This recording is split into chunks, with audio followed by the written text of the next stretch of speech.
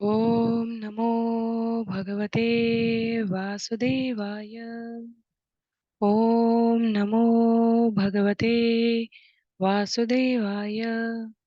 ॐ नमो भगवते वासुदेवाय। हरे कृष्णा। सभी भक्तों को सादर प्रणाम। श्रीमद् भागवतम महापुराण सत्रों की इन श्रृंखला में आज सत्र 430 430 में सभी भक्तों का स्वागत है। हम सभी स्कंद 8 अध्याय 24 के अंतिम भाग को आज के सत्र में श्रवण करेंगे। 18,000 श्लोकों वाले श्रीमद् भागवतम महापुराण को अंतर्राष्ट्रीय कृष्ण भावनामृत संघ के संस्थापक आचार्य कृष्ण कृपामूर्ति श्री श्रीमद् अभय चरणारविंद भक्ति वेदांत स्वामी श्रील प्रभुपाद की पुस्तकों के माध्यम से भक्तों के संग यहाँ हम सभी श्रवण और पठन करने का प्रयत्न कर रहे हैं। जैसा कि सत्रों का प्रारूप है, वर्तमान विषय वस्तु का संक्षिप्त अवलोकन, तत्पश्चात मंगलाचरण और उसके बाद एक एक श्लोक का वाचन और अनुवाद करते हुए हम लोग इस क्रम में जीवन के सारग्राही बिंदुओं को श्रील प्रभुपाद के तात्पर्य के माध्यम से श्रवण करते हुए मनन करते हुए आगे बढ़ने का प्रयत्न करेंगे। यदि वर्तमान विषय वस्तु के संदर्भ में बात करें तो हम सभी यहाँ पर स्कंद 8 जिसमें 24 अध्याय थे उसको आज के सत्र में समाप्त करने जा रहे हैं। और समाप्त करने से कहने का आशय ये है कि हम उन कथाओं को, उन तत्वों को, उन दर्शन को अपने जीवन में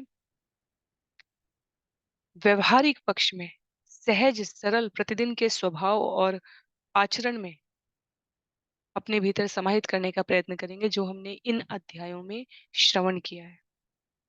उदाहरण के लिए स्कंद 8 जहाँ आरंभ होता है, अध्याय 2, 3 और 4 वो गजेंद्र मोक्ष की कथा है। गजेंद्र भगवान के परम भक्तों में आते हैं और भगवान अपने भक्तों की पुकार किसी भी योनि में, किसी भी श्रेणी में, किसी भी समय सुने जाने पर अनसुना नहीं करते। समुद्र मंथन की कथा आती है इसी स्कंद 8 में जहां हमने श्रवण किया कि सतोगुण के प्रतिनिधि देवता भी कभी कभी संकट में आ जाते हैं और जब भगवान के द्वारा उनकी सुरक्षा के आश्वासन को, संरक्षण के आश्वासन को पूरा करने का समय आता है तो स्वयं भगवान अपने कई रूपों में उपस्थित होकर रक्षा करते हैं। हमने विभिन्न मनवंतरों के मनुओं और उनमें अवतरित होने वाले भगवान के विस्तार स्वरूप के बारे में श्रवण किया, जहां इस बात का स्पष्टीकरण है कि करने वाले, कराने वाले और करने और कराने के मध्य जो साधन है वो भी स्वयं भगवान ही है। अंतिम कुछ अध्याय जहां हम बलि महाराज को श्रवण कर रहे हैं,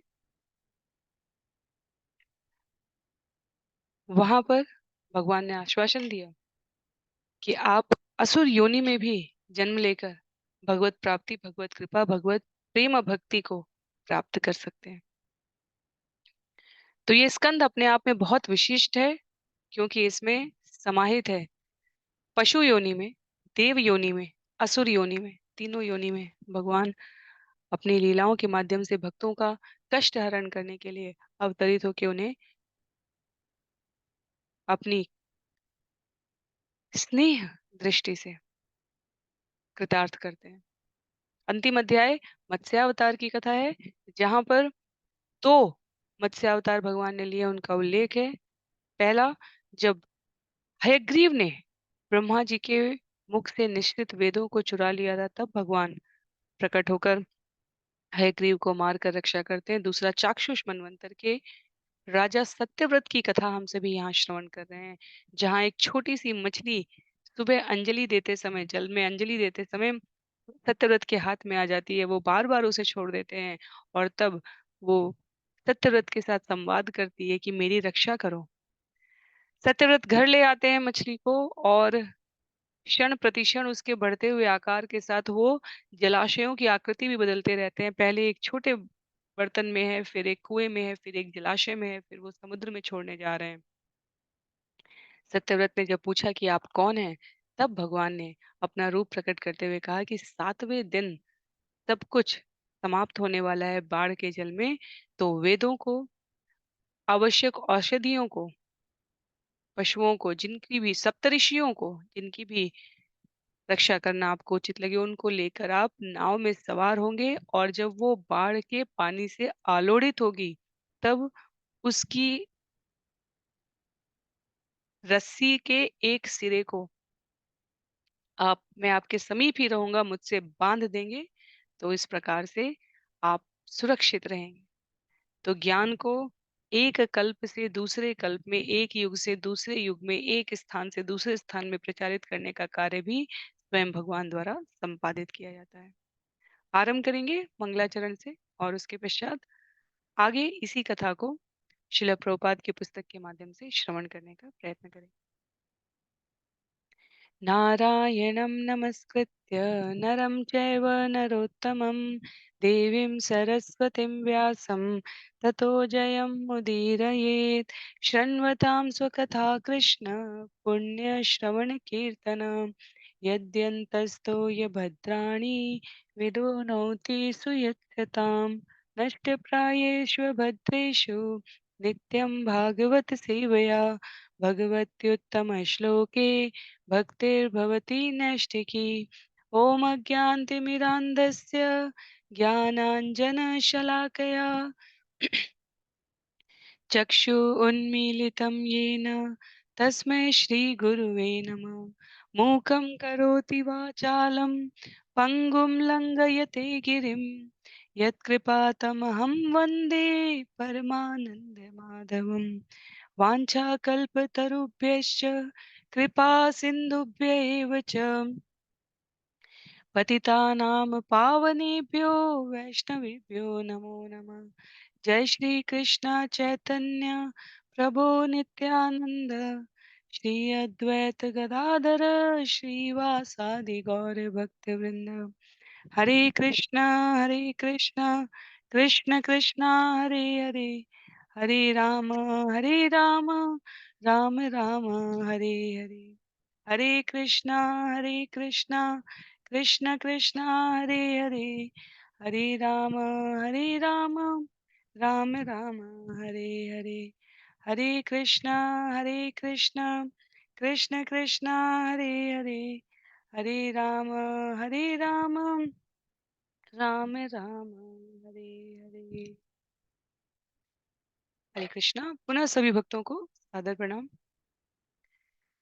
सत्र 430 में हम सभी आज यहाँ पर स्कंद 8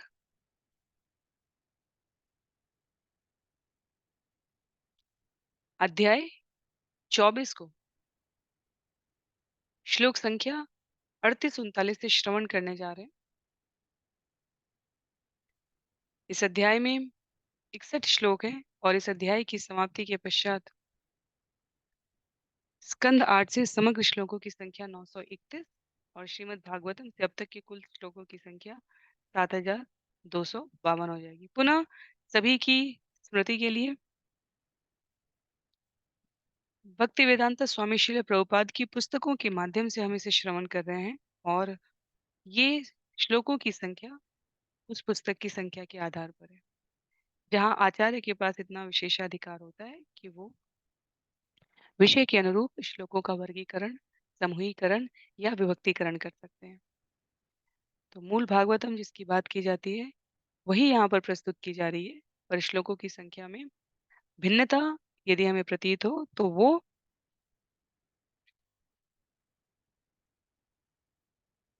किसी अन्य परिप्रेक्ष्य में लेनी चाहिए कि विषय के साथ संशोधन किया गया, अपितु ये आचार्य की विषय को प्रस्तुत करने की दक्षता के क्रम में समझा जाना चाहिए। जिनके पास पुस्तक है वो पुस्तक का प्रयोग करेंगे, अन्य सभी की सुविधा के लिए मैं श्लोक यहाँ पर स्क्रीन पर भी प्रस्तुत करने का प्रयास करूंगी।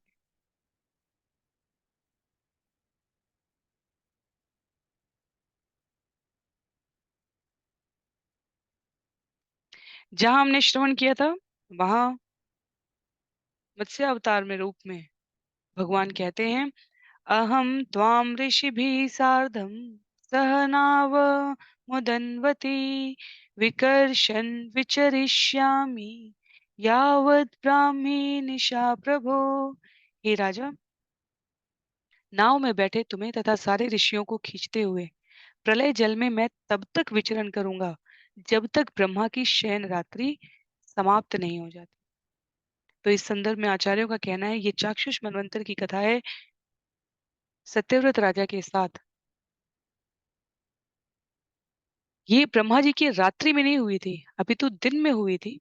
पर ब्रह्मा जी की इस घटनाक्रम में विश्वनाथ चक्रवर्ती ठाकुर के टीका का उल्लेख करते हुए श्रील प्रभुपाद ने कहा है, भगवान की परम इच्छा से उन्हें दिन के समय कुछ नींद आने लगी थी। ये थोड़ा सा समय ब्रह्मा की रात्रि के रूप में, क्योंकि ब्रह्मा जी सोने जा रहे हैं, इसलिए ब्रह्मा की रात्रि के रूप में प्रस्तुत किया गया है। श्रील जीव गोस्वामी द्वारा लघु भागवतामृत में भी इसकी विस्तृत विवेचना की गई है, जहाँ कहा गया है, अगस्त मुनि के शाप के कारण स्वयंभुव मनु के काल में प्रलय हुई। तो विषय आता है, तो संधि काल के जो प्रसंग है चाक्षुष मनु, उसके अर्थ में अकस्मात भगवान की इच्छा के अनुसार। तो दो मत्स्य अवतार हैं, एक स्वयंभू मनु में अगस्त मुनि के श्राप के कारण, जिसका वर्णन मत्स्य पुराण में पाया जाता है। दूसरा मार्कंडेय ऋषि के विष्णु धर्मोत्तर पुराण में जिस प्रलय का प्रसंग है, उसको यहाँ पर प्रस्तुत किया जा रहा है। तो हर मनवंतर के अंत पर पुनः हर मनवंतर के अंत पर प्रलय की आवश्यकता नहीं है, पर किंचित परिस्थितियों में भगवान ने अपनी लीला के वर्धन के लिए कथाओं को अपनी इच्छानुसार संचालित करने के लिए इसको प्रस्तुत किया है। जैसे चाक्षुष मनवंतर की ये कथा, इसके अंत में भगवान ने अपनी माया से सत्यव्रत को प्रलय का प्रभाव दिखाना चाहा है। तो श्रीधर स्वामी भी इससे सहमत है। तो आचार्यों की कई सारी प्रस्तुतियों को यहाँ पर संकलित करते हुए श्रील प्रभुपाद ने प्रस्तुत किया है। कहते हैं लघु भागवतामृत में, मध्वे मन्वन्तरस्यैव मुने शापान् मनुं प्रति प्रलयो असौ बभूवेणि पुराणे क्वचिदीर्यते अयम् आकस्मिको जातश्चाक्षुषस्यान्तरे मनो प्रलय पद्मनाभस्य लीलयेति च कुत्रचित् सर्वमन्वन्तरस्यान्ते प्रलवो निश्चितं भवेत्। विष्णुधर्मोत्तरे त्वेतत् मार्कण्डेयेन भाषितं मनोरन्ते लयो नास्ति मनवे अदर्शि मायया विष्णुनेति ब्रुवाणेस्तु स्वामिभिः नैष मन्यते। तो हमारे आचार्यों की सबसे निष्पक्ष और सत्यनिष्ठ बात यह है कि जब वे अपने मंतव्य को विभिन्न शास्त्रों के परिदृश्य में प्रस्तुत कर रहे हैं, तब वो उन मनमंत्रों के अलग क्या विचार है उसको भी साथ में ला रहे हैं। जब लघु भागवतामृत में जीव गोस्वामी ये कहते हैं कि हर मनवंतर के अंत पर प्रलय की आवश्यकता नहीं है, पर चाक्षुष मनवंतर के अंत में भगवान ने अपनी माया से सत्यव्रत को प्रलय का प्रभाव दिखाना चाहा है, तब वो इसको स्पष्ट करते हैं कि चाक्षुष मनवंतर की ये प्रलय अकस्मात एक दूसरी प्रलय हुई है। आगे भगवान के वचनों को उद्धृत करते हुए सुखदेव गोस्वामी यहाँ श्लोक संख्या 38 में कह रहे हैं, मदीयं महिमानं च परं ब्रह्मेति शब्दितं वेत्स्यस्य अनुगृहीतं मे संप्रश्नैर्विवृतं हृदि। मैं तुम्हें ठीक से सलाह दूंगा और तुम्हारा पक्ष भी लूंगा, और मुझ परब्रह्म की महिमाओं के विषय में तुम्हारी जिज्ञासाओं के कारण हर बात तुम्हारे हृदय के भीतर प्रकट होगी। इस तरह तुम मेरे विषय में सब कुछ जान लोगे। तो उस समय काल में जब तक प्रलय शांत नहीं हो जाती, भगवान कह रहे हैं, मैं मत्स्य अवतार के रूप में हर क्षण तुम्हारे समीप उपस्थित रहूंगा और तुम्हारी समस्त प्रकार की परब्रह्म के संबंध की जिज्ञासाओं को करूंगा, अर्थात समाप्त करूंगा, तुम्हारा शंका समाधान करूंगा। ईश्वर स्वतंत्र हैं अपने भक्तों के साथ जिस भी प्रकार का व्यवहार वो करना चाहे। भगवान की इच्छा है, दुनिया के लिए, सृष्टि के लिए, अन्यों के लिए ये प्रलय है, और भगवान के लिए ये सत्यव्रत के साथ ज्ञान के आदान प्रदान का समय है। तो श्रील प्रभुपाद कहते हैं जो जितना शरणागत होता है भगवान उसी अनुपात में उसके प्रति उतना स्वयं को विस्तार पूर्वक प्रस्तुत करते जाते हैं। और इसलिए यहाँ भगवत गीता के अध्याय 10 के 8, 9, 10, 11 श्लोकों का प्रत्यक्ष प्रमाण हमें प्राप्त हो रहा है। कैसे? जो पूर्ण रूपेण भगवान की शरण में है उसके ऊपर भौतिक प्रकृति का प्रभाव नहीं होता। कई बार ये विषय आता है कि जब प्रलय आ जाएगी तब क्या होगा, या जब धर्म की हानि हो रही होती है, अधर्म का विस्तार हो रहा होता है, उस समय भक्त अपने आप को कैसे संरक्षित रख पाएंगे। उसके लिए आचार्य यहाँ पर कहते हैं भौतिक प्रकृति का उसके ऊपर कोई प्रभाव नहीं होता। जब कलयुग के समस्त निकृष्टतम लक्षणों को हम लोग स्कंद 11-12 में श्रवण करेंगे, तब भी परीक्षित महाराज द्वारा पूछे जाने पर सुखदेव गोस्वामी स्पष्ट करेंगे वहां पर भक्त तब भी उपस्थित रहते हैं। इसलिए हमें इन लक्षणों के श्रवण के पश्चात जीवन में सतर्कता रहनी चाहिए। हम भगवान के कौन से पक्ष में रहना चाहते हैं। यदि हम प्रकृति के सतोगुण और से ऊपर बढ़ते हुए शुद्ध तत्व में स्वयं को स्थित रखेंगे, अपने नियम आचरण के साथ दृढ़ बने रहेंगे, तो इस भौतिक जगत में कुछ भी होता रहे, हम सदैव भगवान के पक्ष वाले कहे जाएंगे। तो प्रलय आ गई है, पर सत्यव्रत के साथ भगवान इस समय को ज्ञान के आदान प्रदान के लिए प्रयोग करने वाले हैं। हमने श्रवण किया था पिछले सत्र में कि सत्यव्रत आगे चलकर मनु बनने वाले हैं।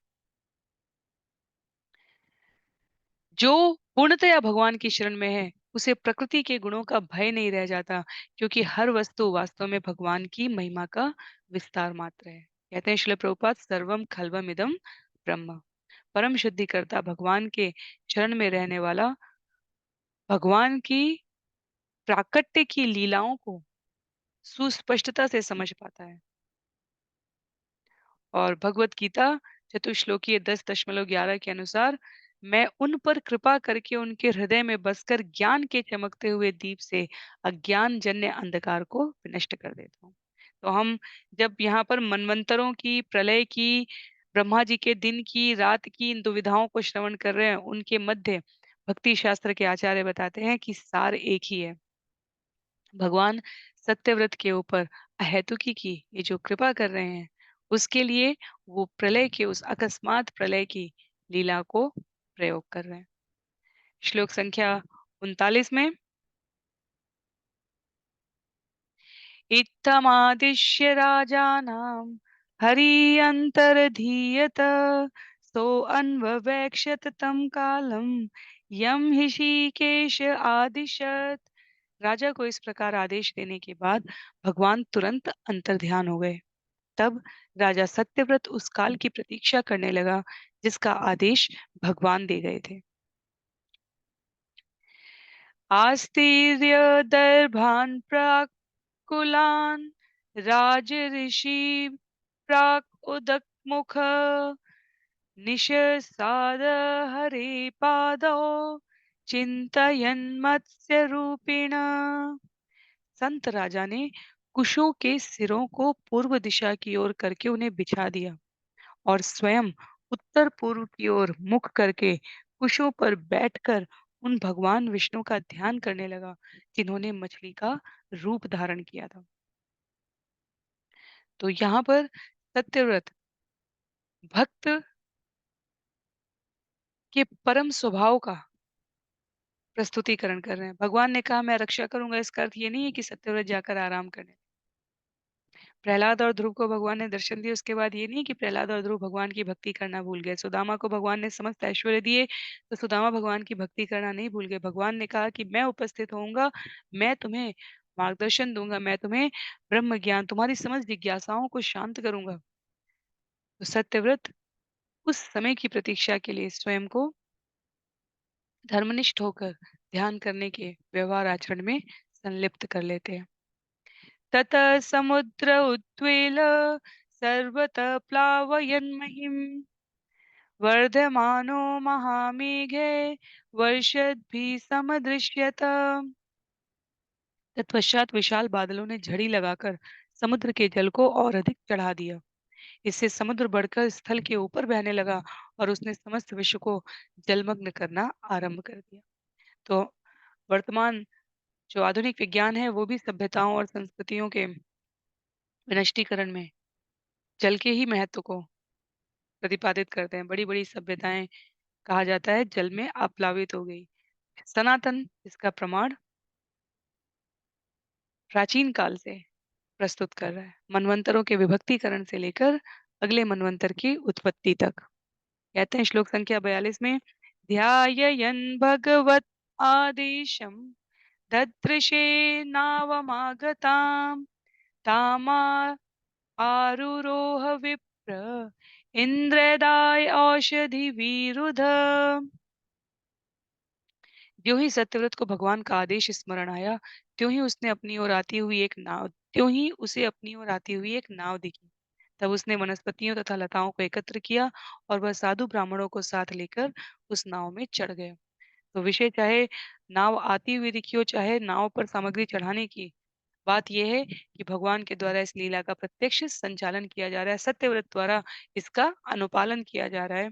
और बाढ़ और प्रलय की इस स्थिति में सत्यव्रत औषधि, साधु, ब्राह्मण, वनस्पति, लता इन सब के संग नाव पर सवार हो गए।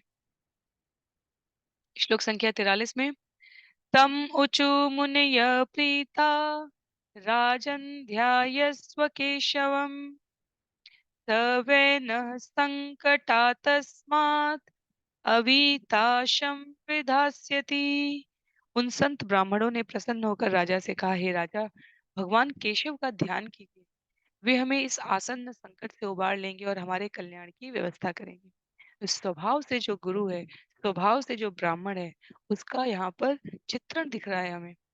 राजा सत्यव्रत को सब कुछ ज्ञात है, पर भी समाज का साधु मार्गदर्शन करते हुए कहता है, विपत्ति की स्थिति है, भगवान का स्मरण करें, भगवान हमें निश्चित इससे उबार लेंगे। भगवान के मत्स्य अवतार की जय। बहुत सुंदर। भगवान के मत्स्य स्वरूप को अभी दर्शन प्राप्त करने जा रहे हैं सत्यव्रत और अन्य। सो अनुध्यातस्ततो राज्ञा प्रादुरासीन महार्णवे एक श्रृंगाधरो मत्स्यो हेमो नियुत योजना। जब राजा भगवान का निरंतर ध्यान कर रहे थे तो प्रलय सागर में एक बड़ी सुनहरी मछली प्रकट हुई। इस मछली के एक सींग था और वह 80 लाख मील लंबी थी। तो कल्पना से भी परे की बात है, एक सींग के साथ 80 लाख मील से भी लंबी मछली को यहाँ पर मत्स्य अवतार मैं चित्र देख रही हूँ, जिनमें से आप सामान्यतः अभी यदि आप कोई भी चित्र डालेंगे तो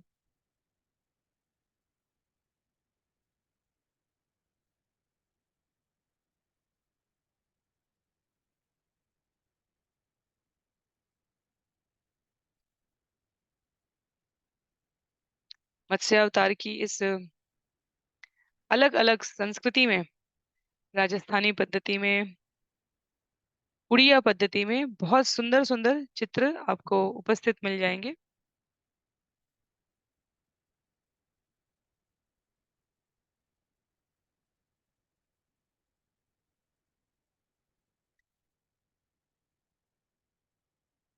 अस्सी लाख मील लंबी मछली ने उपस्थित होकर, मछली रूप में भगवान ने उपस्थित होकर जो आदेश दिया था उसका राजा सत्यव्रत के द्वारा पालन करवाने की भी सुनिश्चितता की।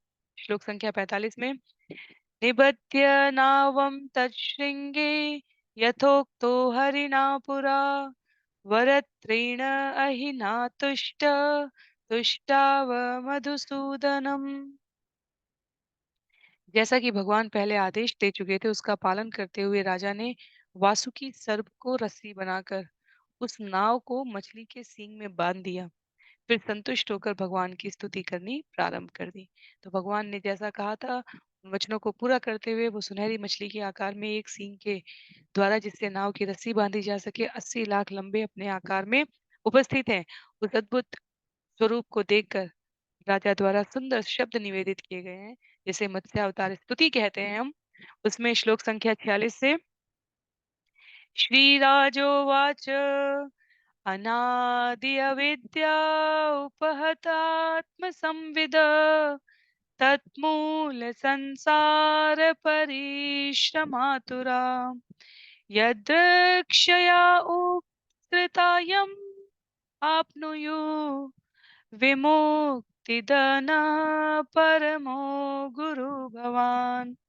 राजा ने कहा, भगवान की कृपा से उन लोगों को जो अनंत काल से आत्मज्ञान खो बैठे हैं और इस अविद्या के कारण भौतिक कष्टमय बद्ध जीवन में रह रहे हैं, भगवत भक्तों से भेंट करने का अवसर मिलता है। मैं उन भगवान को परम आध्यात्मिक गुरु स्वीकार करता हूँ,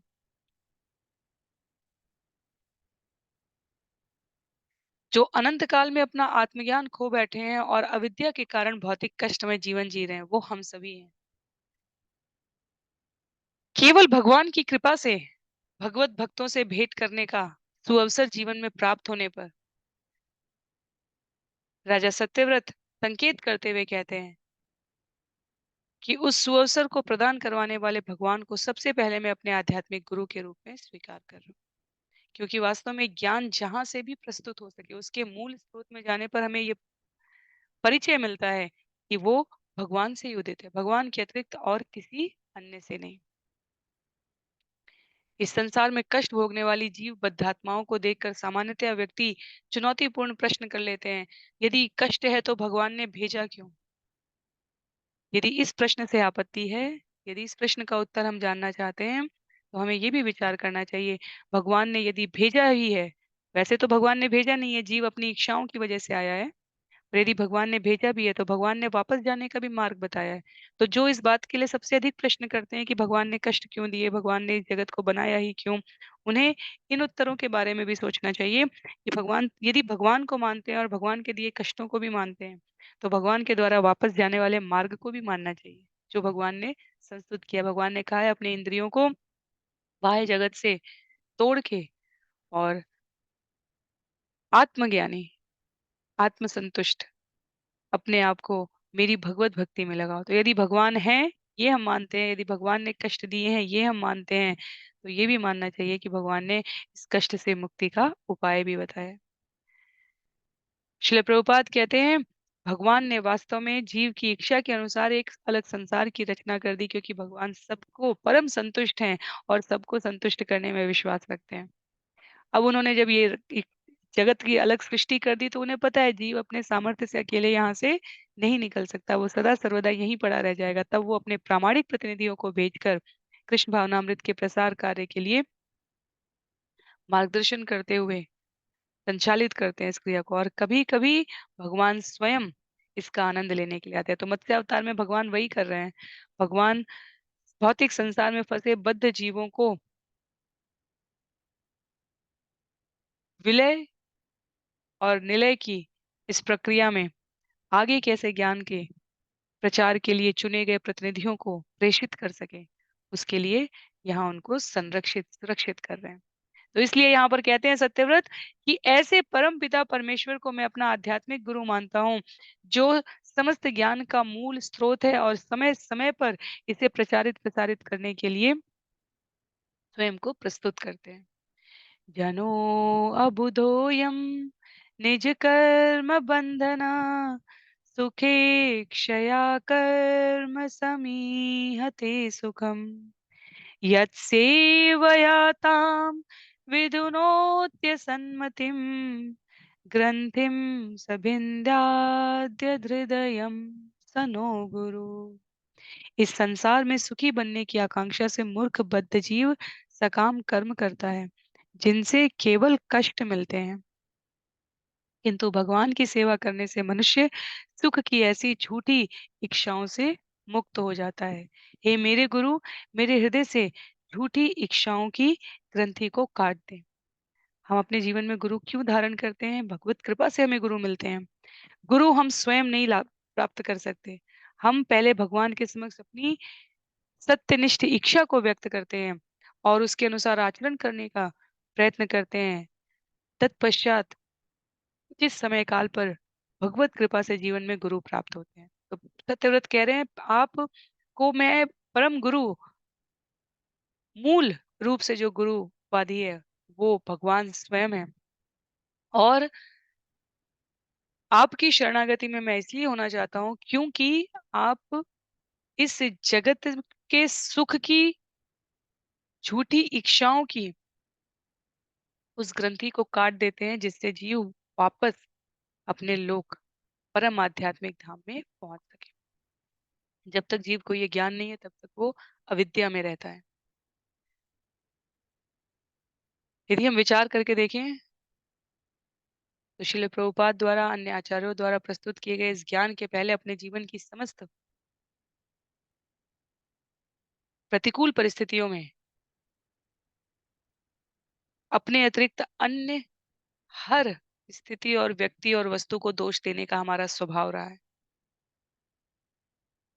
क्रमशः गुरु की कृपा से जब ज्ञान प्रक्रियाबद्ध तरीके से धीरे धीरे स्थिर होने लगता है तब हम अपने आसपास की गतिविधियों में अपने साथ होने वाली घटनाओं में और पूरे विश्व में भौतिक स्तर पर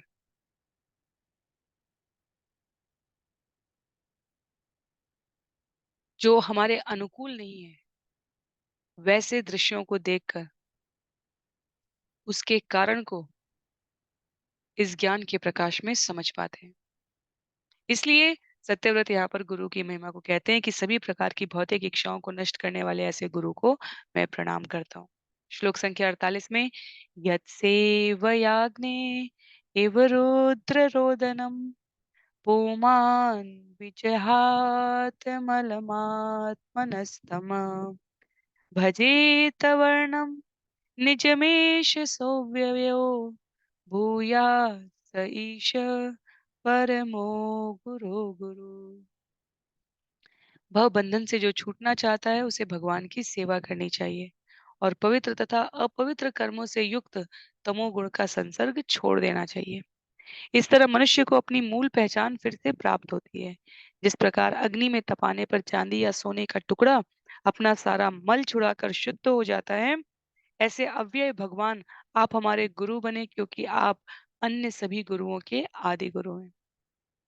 तो जो हम लोग प्रतिदिन बिल्कुल आरंभ में मंगलाचरण में ओम अज्ञान तिमिरांधस्य ज्ञानांजन शलाकया चक्षु उन्मीलितम येन तस्मै श्री गुरुवे नमः करते हैं।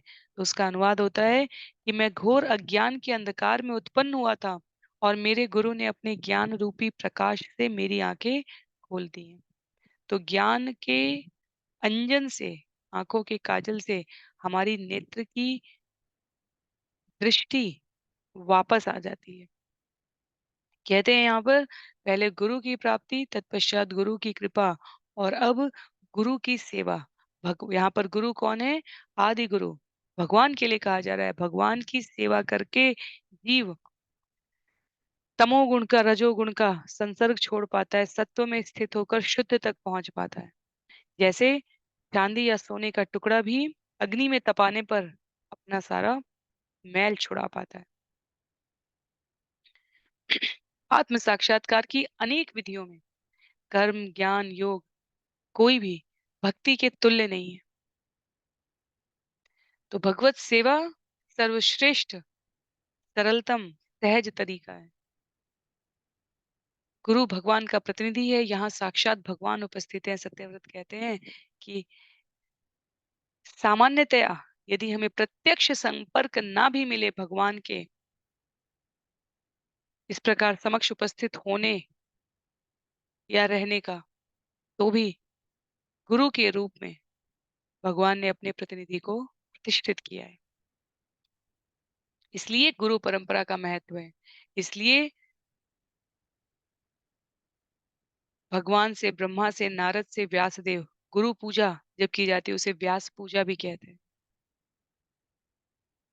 तो गुरु का संदेश भगवान का संदेश है। भगवान का संदेश पूरे विश्व में उनके नाम महिमा प्रचार प्रसार को विस्तरित करने का है क्योंकि वास्तव में इसके अतिरिक्त इस जगत में और कुछ भी नहीं है। जब जीव का अपना स्वयं का कोई अस्तित्व नहीं है भिन्न, तब इस प्रकार की धारणा रखना अपने आप में मिथ्या अहंकार को पोषित करने जैसा है। इसलिए सत्यव्रत कहते हैं, परम गुरु भगवान हम आपको नमस्कार करते हैं क्योंकि आप स्वयं उपस्थित होकर हमें इस भव लोक से बचाने का मार्ग प्रशस्त कर रहे हैं। गुरु के रूप में जब जीव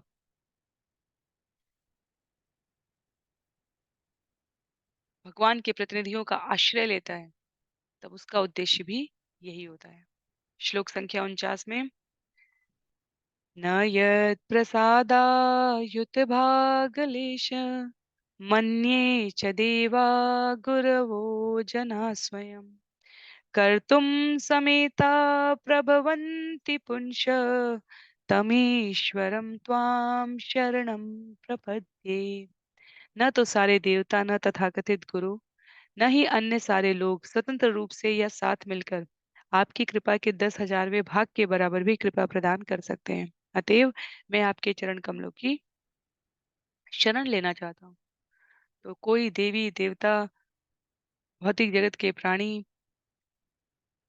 इन सब की सम्मिलित संयुक्त कृपा को भी यदि जोड़ दिया जाए तो भी वो आपकी कृपा के 10,000वें भाग के बराबर भी नहीं है। 10,000वें भाग तो एक संख्या के रूप में लिखा है, वास्तव में ये तुलना से भी परे है। तो भौतिक जगत में शीघ्र सफलता के लिए किसी शॉर्टकट की, किसी सस्ते, किसी आराम से प्राप्त उपलब्धि के लिए ऐसी परंपराओं का आश्रय लेना बहुत श्रेष्ठ बात नहीं है, क्योंकि ये भौतिक जगत अपने आप में क्षणिक है। जो हमारी सहायता कर रहे हैं वो क्षणिक है, नश्वर है, उनका स्थायी महत्व नहीं है। इसलिए अपने समस्त सामर्थ्य से, समस्त अभाव से, समस्त प्रकार के उपलब्ध संसाधनों से यदि एकमात्र कुछ प्राप्त करना हो तो वो भगवत कृपा है, भगवान की सेवा है। अध्याय 18 श्लोक संख्या 66 में जब भगवान कहते हैं सर्वधर्मान् परित्यज्य मामेकं शरणं व्रज अहम त्वां सर्व पापेभ्यो मोक्षयिष्यामि मा शुच। सारे धर्मों को छोड़कर मेरी शरण में आ जाओ, मैं तुम्हें सारे पापों के फल से उबार लूंगा। तुम डरो मत, यही सबसे बड़ा है।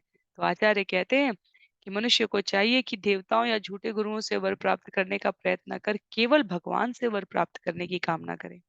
और जब भगवान ये आश्वासन देते हैं तो ये सबसे बड़ा वर है। सामान्यतः ये पुनः पुनः स्मरण करने के लिए इसलिए भी आवश्यक है क्योंकि हमारे भीतर भौतिक जगत के द्वंद्व में रहते हुए ये विश्वास बनाए रखना कि वास्तव में भगवान के देने से ही हमें कुछ मिलेगा, उनकी कृपा से ही कुछ स्थायित्व प्राप्त होगा, ये विस्मृत हो जाता है। क्योंकि अन्यों को कुछ ऐसा प्राप्त करते देख जो हमारे पास ना हो, हमारी शीघ्रातिशीघ्र प्राप्त करने की आकांक्षा सामान्यतया बढ़ जाती है। और इसलिए ये श्रवण हमें स्मरण कराने के लिए है कि ईश्वर की कृपा से जो प्राप्त होगा वो स्थायित्व है। ईश्वर की कृपा स्थायी है, इसके अतिरिक्त कुछ भी स्थायी नहीं है। श्लोक संख्या 50 में कहते हैं अचक्षुअन्धस्य यथा तथा जनस्याद् विदुषो बुधो गुरु त्वमर्कदृक्ष समीक्षणो व्रतो गुरुर्न स्वगतिम बुभुत्सताम्। जिस प्रकार एक अंधा पुरुष न देख सकने के कारण दूसरे अंधे को अपना नायक मान लेता है, उसी तरह जो लोग जीवन लक्ष्य को नहीं जानते वे किसी न किसी धूर्त तथा मूर्ख को अपना गुरु बना लेते हैं। किंतु हमारा लक्ष्य आत्म साक्षात्कार है। अतएव हम आपको अपना गुरु स्वीकार करते हैं क्योंकि आप सभी दिशाओं में देखने में समर्थ हैं और सूर्य की तरह सर्वज्ञ हैं। तो जो हम लोग चर्चा कर रहे हैं यहाँ पर कि सामान्यतः कोई भी दिखा हमें जिसको शीघ्रातिशीघ्र किसी अभीप्सित वर की लक्ष्य की प्राप्ति हो गई और वो अपनी समृद्धि, संपन्नता, सामर्थ्य के साथ अधिक प्रकाशित दिख रहा है इस भौतिक जगत में, तो हम भी उन गुरु का, उन नियम का, उन व्रत का, उन संसाधनों का प्रयोग करके वैसी ही सफलता प्राप्त करना चाहते हैं। आचार्य कहते हैं सत्यव्रत के शब्दों को यहाँ पर उद्धृत करते हुए कि ये बहुत श्रेष्ठ विचार नहीं है, क्योंकि ऐसा कोई भी ज्ञान, ऐसा कोई भी वर, ऐसा कोई भी उपलब्ध संसाधन जो हमें इस जगत में और अधिक बांध कर रखने में सहायता करता है, वो असत्य है, मिथ्या है, झूठा है और अंततः हमारे समय का, इस मनुष्य जीवन का अपव्यय है। ऐसे शिष्य अल्प ज्ञान में रहते हैं और ऐसे गुरु जो अपनी योग शक्ति से थोड़ा सोना बना दें, थोड़ी शब्दों की जादूगरी प्रस्तुत कर दें या यौगिक क्रियाओं से कुछ ऐसे आश्चर्य प्रस्तुत करें जो मूर्ख के लिए अत्यंत कौतुक का विषय हो जाए। विचार करने की आवश्यकता है। जीवन में गुरु सोना प्राप्त करने के लिए चाहिए या जीवन में गुरु सोने की अनंत खानें जिससे उत्पन्न होती हैं, उसे प्राप्त करने के लिए चाहिए। कितना सोना कोई इस जगत में किसी को दे पाएगा? और क्या गुरु वास्तव में ये बनाने के लिए है? कितना आराम कोई इस जगत में शरीर रूप में सदैव युवा बने रहने के क्रम में या समय काल को और लंबा करके इस जगत में समय व्यतीत करने का अवसर प्रदान करने में, ये सब समाप्त होने वाले हैं। ये सब एक निश्चित सीमा पर समाप्त होंगे। प्रार्थना जो करनी है वृत्तियों को अनंत सोने की खान बनाने वाले भगवान को प्राप्त करने की, तो ऐसे जादूगर, ऐसे मिथ्या प्रभाव डालने वाले व्यक्ति हमारे जीवन में गुरु नहीं होने चाहिए। गुरु वो होना चाहिए जो भगवान को स्वयं जानता हो और हमें उस मार्ग पर प्रबुद्ध प्रशस्त कर सके। तो महाराज सत्यव्रत जीवन का लक्ष्य जानते थे। भगवान उनके सामने उस ज्ञान को बचाए रखने के लिए प्रतिनिधि रूप में उन्हें नियुक्त करते हुए स्वयं उपस्थित होकर लीला कर रहे हैं और इसलिए यहाँ पर कहते हैं सत्यव्रत की एक बुद्धिमान जिज्ञासु और एक अल्पज्ञ जिज्ञासु का ये अंतर है। जैसे गुरु का कार्य अपने शिष्य को उपदेश देना, उसे उस व्यवहार की ओर प्रवृत्त करना जहाँ वो भवबंधन से छूट सके, भगवान की शरण में जा सके, वैसे ही शिष्य को भी उन्हीं प्रामाणिक प्रतिनिधियों को अपने गुरु के रूप में स्वीकार करना चाहिए, जो अपने आचरण से कृष्ण के बताए गए इस मार्ग के उपदेश को धारण करते हुए व्यवहार कर। श्लोक संख्या 51 में इसी विषय को विस्तार देते हुए कहते हैं सत्यव्रत जनो जनस्यादिशते असतिं गतिं यया प्रपद्ये तदुरत्ययं तम त्वं तव व्ययं ज्ञानममोघमञ्जसा प्रपद्यते येन जनो निजं पदम्। तथाकथित भौतिकतावादी गुरु अपने भौतिकतावादी शिष्यों को आर्थिक विकास एवं इंद्रिय तृप्ति के विषय में उपदेश देता है और ऐसे उपदेशों से मूर्ख शिष्य अज्ञान के भौतिक संसार में पड़े रहते हैं, किंतु आप शाश्वत ज्ञान प्रदान करते हैं और बुद्धिमान व्यक्ति ऐसा ज्ञान प्राप्त करके तुरंत ही अपनी मूल वैधानिक स्थिति को प्राप्त कर लेता है। तो ये एक एक श्लोक वास्तव में एक एक सूत्र है। हमें अंतर देखना हो असली सोने और नकली सोने का, हमें अंतर देखना हो असली भक्त और नकली भक्त का, हमें अंतर देखना हो असली गुरु और नकली गुरु का, तो उसकी कसौटी यहाँ पर सुनिश्चित करते हुए सत्यव्रत ने कहा जो आर्थिक विकास एवं इंद्रिय तृप्ति के विषय में उपदेश दे रहे हैं, ये यंत्र तंत्र मंत्र के द्वारा आप इस भौतिक जगत में और कितने सुखी रह सकते हैं, वो भौतिकतावादी गुरु हैं।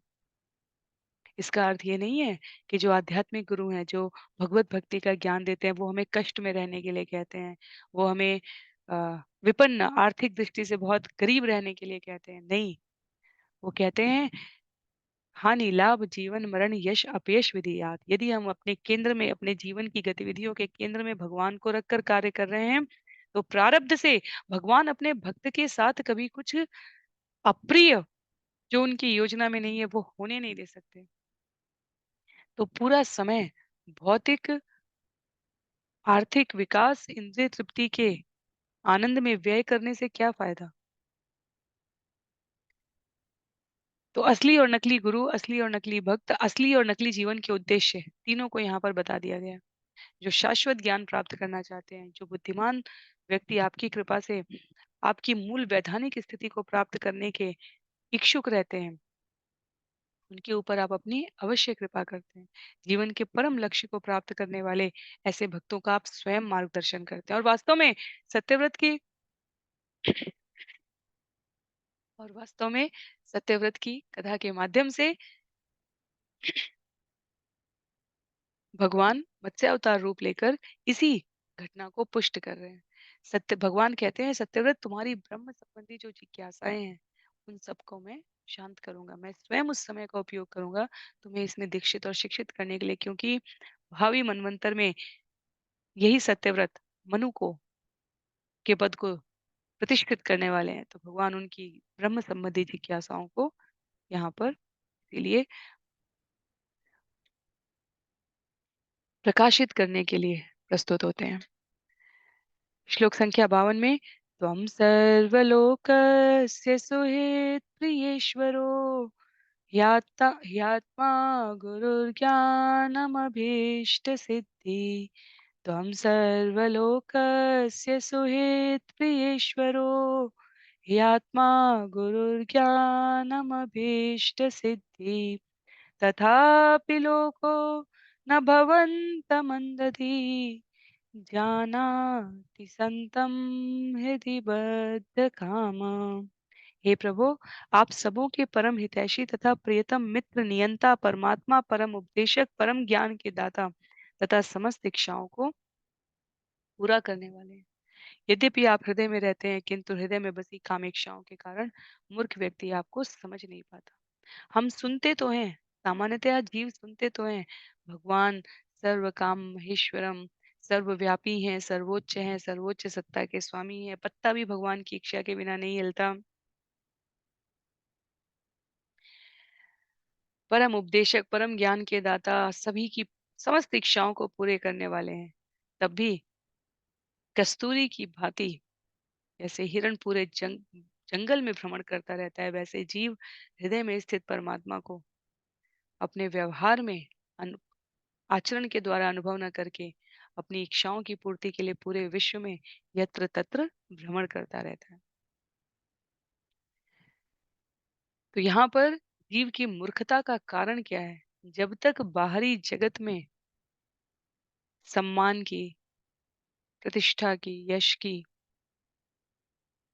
सामर्थ्य की आकांक्षा है, तब तक हृदय में स्थित परमात्मा समझ में नहीं आते। बहुत सारे प्रसंग हैं इस विषय पर कहने के लिए, बहुत सारी कथाएं हैं इस विषय पर कहने के लिए। वृंदावन के एक एक अनुभवी संत जो बड़े बड़े आकर्षणों को छोड़कर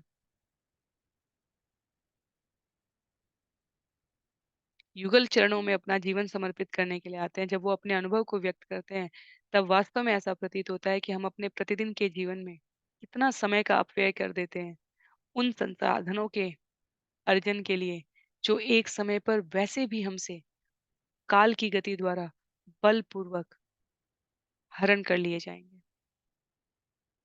तो कामेक्षाओं के कारण, भौतिकतावादी कार्यों में लगे रहने के कारण जीव भगवान की सेवा नहीं कर पाता, भगवान के उपदेश के महत्व से वंचित रह जाता है। हर जीव के हृदय में स्थित परमात्मा है, ये जानते हुए, मानते हुए भी व्यवहार और आचरण में उनको साध नहीं पाता, और इस प्रकार भगवत धाम वापस जाने के, भगवान की प्राप्ति के और समस्त प्रकार के ऐश्वर्य के स्रोत भगवान के चरण से स्वयं को दूरी बनाए रखता है। इसलिए यहाँ पर कहा गया श्लोक संख्या 52 में विशेष रूप से ये सारे कारण गिनाते हुए सत्यव्रत कहते हैं कि जब कोई विचलित हो ये सोच के कि मुझे भगवान कैसे मिलेंगे, क्यों मिलेंगे, तब उसे अपने जीवन का इस प्रकार आकलन करना चाहिए। श्लोक संख्या 53 में त्वं त्वामहं देववरं वरेण्यं प्रपद्य ईशं प्रतिबोधनाय छिन्द्यर्थदीपे भगवन् वचोभिः ग्रन्थीन् यद्यान विवृणुस्वम् ओक। हे परमेश्वर, आत्म साक्षात्कार के लिए मैं आपकी शरण ग्रहण करता हूँ। आप सभी वस्तुओं के परम नियंता के रूप में देवताओं द्वारा पूजित होते हैं। आप अपने उपदेशों से जीवन के प्रयोजन को प्रकट करते हुए कृपया मेरे हृदय की ग्रंथि को काट लीजिए और मुझे जीवन का लक्ष्य बताइए। तो इन कुछ एक श्लोकों में, करीब 6-7 श्लोकों में यहाँ वर्णन करने के पश्चात 8 श्लोकों में भगवान की इस अद्भुत दिव्यता, गुरु से आरंभ होते हुए आचरण पर समाप्त होते हुए, सत्यव्रत कहते हैं, मैं अपने सामर्थ्य से इस भौतिक जगत से अपनी ग्रंथि को नहीं काट सकता, आसक्ति की इस ग्रंथि को। आपको गुरु के रूप में स्वीकार करता हूँ और आप मुझे सहयोग करिए कि मैं इस हृदय की ग्रंथि को काट सकूं। संसार की प्रत्येक वस्तु के साथ कैसे व्यवहार करना चाहिए, भगवत धाम कैसे वापस जाना चाहिए। श्रील प्रभुपाद कहते हैं, भगवत गीता में भगवान ने वो सारी बातें बताई हैं। और इसलिए राजा सत्यव्रत भगवत गीता के बहुत पहले जो अर्जुन ने सुनी और जो हमने श्रवण की, वो अपने शब्दों में वो रास्ता दिखा रहे हैं जहाँ स्पष्ट है कि भगवान परम गुरु हैं। जब अर्जुन ने भगवत गीता में भगवान को गुरु के रूप में स्वीकार किया है, तब भगवान वो सारी बातें सिखलाते हैं जिससे तथाकथित गुरुओं से मूढ़ मूर्ख भ्रमित होकर हम जीवन यापन ना करें, अपितु संसार की प्रत्येक वस्तु के साथ कैसे व्यवहार करें कि भगवत धाम वापस जा सके, वो ज्ञान प्रस्तुत है। तो पुस्तक तो रखी है, पर यदि गुरु नहीं है जीवन में तो ज्ञान प्राप्त नहीं हो पाएगा, सम्यक ज्ञान प्राप्त नहीं हो पाएगा। अध्याय 4 श्लोक संख्या 34 भगवत गीता का उल्लेख करते हुए श्रील प्रभुपाद कहते हैं, तद्विद्धि प्रणिपातेन परिप्रश्नेन सेवया उपदेक्ष्यन्ति ते ज्ञानम ज्ञानिन तत्वदर्शिनः। गुरु के पास जाकर सत्य जानने का प्रयास करो, उनसे विनीत भाव से प्रश्न पूछो और उनकी सेवा करो। स्वरूप सिद्ध व्यक्ति तुम्हें वो ज्ञान दे सकता है क्योंकि उसने सत्य का दर्शन किया है। तो कहते हैं यहाँ पर सत्यव्रत, मैं आपको गुरु मानता हूँ, आपसे परम ज्ञानी कौन हो सकता है। गुरु की महत्ता को जिसने भी जीवन में धारण करके उनसे विनीत स्वर में सेवा करके उनके द्वारा सिखाई गई बातों को मानकर आचरण किया है, वो जीवन लक्ष्य को सहजता से प्राप्त कर पाता है। सुखदेव गोस्वामी श्लोक संख्या 54 में कह रहे हैं, श्री शुक उवाच इत्युक्तवन्तं नृपति भगवान आदि पुरुष मत्स्य रूपी महाम्भोध विहरन् तत्त्वमब्रवीत्। सुखदेव गोस्वामी ने आगे कहा, जब सत्यव्रत ने मत्स्य रूप धारण करने वाले भगवान से इस प्रकार प्रार्थना की, तो उसको बाढ़ के जल में विचरण करने वाले भगवान ने परम सत्य के विषय में उपदेश दिया। तो इस प्रकार सुंदर शब्द निवेदित किए गए हैं सत्यव्रत द्वारा और मत्स्य रूप भगवान ने उनको ज्ञान प्रदान किया है। पुराण संहिताम दिव्याम सांख्य योग क्रियावतिम सत्यव्रतस्य राजऋषे आत्मगुह्यम अशेषत। इस प्रकार भगवान ने राजा सत्यव्रत को वह आध्यात्मिक विज्ञान बतलाया जो सांख्य योग कहलाता है, जिससे पदार्थ तथा आत्मा का अंतर जाना जाता है। इसके साथ ही भगवान ने पुराणों तथा संहिताओं में पाए जाने वाले उपदेश भी बताए। भगवान ने इन सारे ग्रंथों में अपनी ही तो व्याख्या की है। तो वास्तव में जब स्कंद एक हम श्रवण करते हैं बिल्कुल आरंभ में अध्याय 4 में, जहाँ व्यास मुनि व्यथित हैं, विचलित हैं, असंतुष्ट हैं, समस्त प्रकार की रचना करने के बाद भी उनके जीवन में उनको वो संतृप्ति का अनुभव नहीं हो रहा है। उन्होंने कहा, ज्ञान का ऐसा कोई रूप नहीं है जो मैंने व्यक्त ना किया हो। पर तब भगवत प्रेरणा से उन्हें ज्ञात हुआ कि उन्होंने भगवान की महिमा नहीं बताई है, उन्होंने भगवान की लीलाओं को नहीं बताया है। उन्होंने ज्ञान की इन विभिन्न शाखाओं को तो प्रस्तुत कर दिया, पर पदार्थ और आत्मा के अंतर भक्ति योग को उदाहरणों सहित नहीं विवेचित किया है। तो भगवान ने सत्यव्रत को वो सारा ज्ञान यहाँ पर बतलाया। श्लोक संख्या 56 में, अश्रौषित ऋषिभिः साकम् आत्मतत्त्वम् असंशयम् नाव्यासीनो भगवता प्रोक्तम ब्रह्म सनातनम। राजा सत्यव्रत ने ऋषियों सहित नाव में बैठे बैठे आत्म साक्षात्कार के विषय में भगवान के उपदेशों को सुना।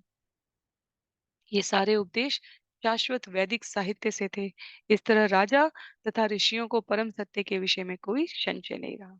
तो भौतिक दृष्टि से प्रलय का काल है, आध्यात्मिक दृष्टि से ये अध्ययन ज्ञान अर्जित करने का समय चल रहा था, जहाँ सत्यव्रत और अन्य ऋषि मुनि को भगवान से प्रत्यक्ष ज्ञान प्राप्त हो रहा है। श्लोक संख्या 57 में अतीत प्रलय पाये उत्थिताय सवेदसे हत्वा असुरं हयग्रीवं वेदान् प्रत्याहरद्धरि। स्वयंभुव मनु के काल में अर्थात पिछली बाण के अंत में भगवान ने हयग्रीव नामक असुर को मारा और ब्रह्मा के निद्रा से जागने पर उन्हें सारा वैदिक साहित्य प्रदान कर दिया। तो पुनः उस विषय को यहाँ पर प्रस्तुत कर रहे हैं। मत्स्य अवतार स्वयंभुव मनु के काल में हयग्रीव को मारने के पश्चात ब्रह्मा जी को प्रदान किया गया था। यहाँ श्लोक संख्या 58 में सत्यव्रत को प्रदान करने के बारे में उल्लेख है। स तु सत्यव्रतो राजा ज्ञान विज्ञान संयुत विष्णु प्रसादात् कल्पे अस्मिन् आसीत वैवस्वतो मनु। भगवान विष्णु की कृपा से राजा सत्यव्रत को सारा वैदिक ज्ञान प्राप्त हो गया और इस काल में उसने अब सूर्य देव के पुत्र वैवस्वत मनु के रूप में जन्म लिया है।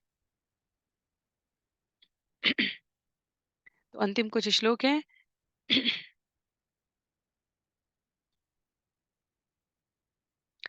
जिसमें इस पूरी कथा की फलश्रुति बताई गई है। श्रील विश्वनाथ चक्रवर्ती ठाकुर की टीका को उद्धृत करते हुए श्रील प्रभुपाद कह रहे हैं, सत्यव्रत चाक्षुष मनवंतर में प्रकट हुए थे।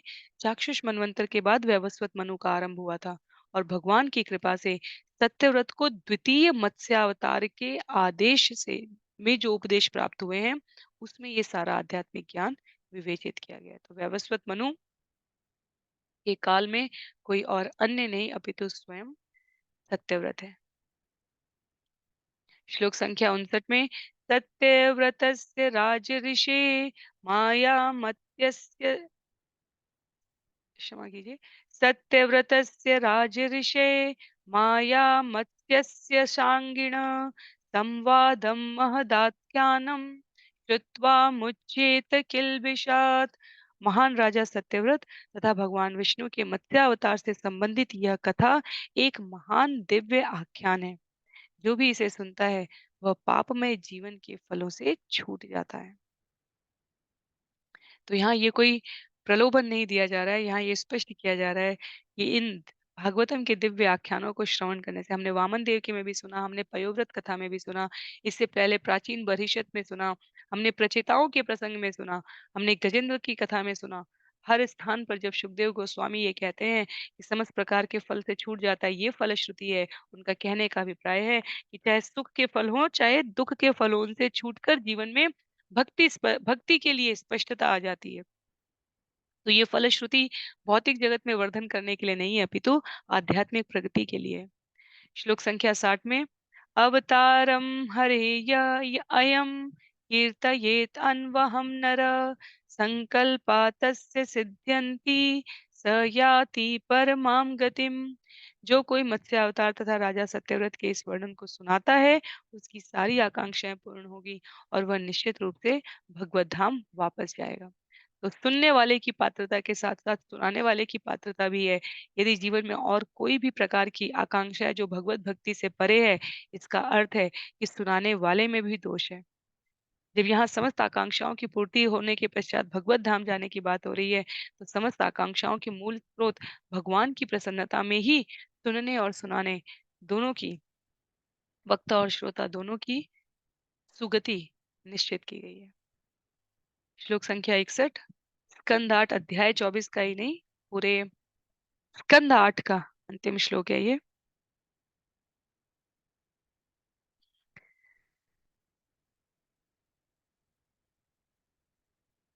प्रलय पयसी धातु सुप्त शक्ते मुखेभ्य श्रुति गणम अपनीतम प्रत्युपादत्त हत्वा दितिजम कथयद्यो ब्रह्म सत्यव्रतानां तम अहम अखिलम हेतुम जेहमीनम नतोस्मि।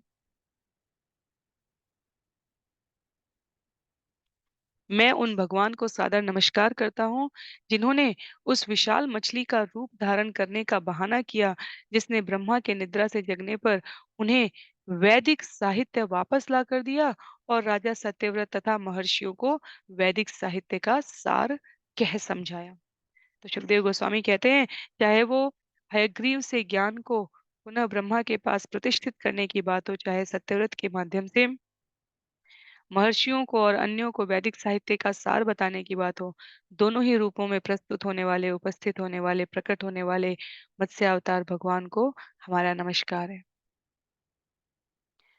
समस्त वैदिक ज्ञान के संग्रहकर्ता, समस्त वेदों को स्वयं जानने वाले वो भगवान उपस्थित होकर इस ज्ञान को प्रचारित और प्रसारित कर रहे हैं। शिला प्रभुपाद इस स्कंद 8 के समाप्ति पर अपने व्यक्तिगत उद्गारों को लिखते हुए कहते हैं, भगवान तथा आचार्यों की कृपा से यह टीका आज 1 सितंबर 1976 को राधाष्टमी के दिन नई दिल्ली केंद्र में स्थापित हुई है। श्री नरोत्तम दास ठाकुर कहते हैं, चांदेर चरण सेवी भक्त सनेवास, जन्मे जन्मे है यही अभिलाष। मैं अपने गुरु श्रीमद् भक्ति सिद्धांत सरस्वती ठाकुर के आदेश से श्रीमद् भागवत को अंग्रेजी भाषा में प्रस्तुत करने का प्रयास कर रहा हूँ और उनकी कृपा से यह अनुवाद कार्य क्रमशः प्रगति पर है। यूरोपीय तथा अमेरिकी भक्त जो कृष्ण भावनामृत आंदोलन में सम्मिलित हुए हैं, मेरी पर्याप्त सहायता कर रहे हैं। इस प्रकार मैं अपने प्रयाण के पूर्व इस महान कार्य को समाप्त करने के लिए आशान्वित हूँ। श्री गुरु तथा गौरांग की जय हो। प्रकार श्रीमद् भागवतम के अष्टम स्कंद के अंतर्गत भगवान का मत्स्य अवतार नामक 24वें अध्याय का भक्ति वेदांत तात्पर्य पूर्ण हो रहा है। तो ये अध्याय यहाँ पर समाप्त हो रहा है। ईश्वर की कृपा से अगले सत्र से हम सभी स्कंद 8 अध्याय 9 आरंभ करेंगे। अध्याय 9 में भी स्कंद 9 प्रस्तुत करेंगे। क्षमा, स्कंद 9 को हम लोग प्रस्तुत करेंगे और संयोगवश उसमें भी 24 अध्याय हैं, तो हम सभी उसको श्रवण करने का प्रयास करेंगे। आज के लिए सत्र को यहीं पर समाप्त करते हैं। श्रील प्रभुपाद की जय, श्रील गुरुदेव की जय, अनंत कोटि वैष्णव वृंद की जय, श्रीमद् भागवतम महापुराण की जय। हरे कृष्ण।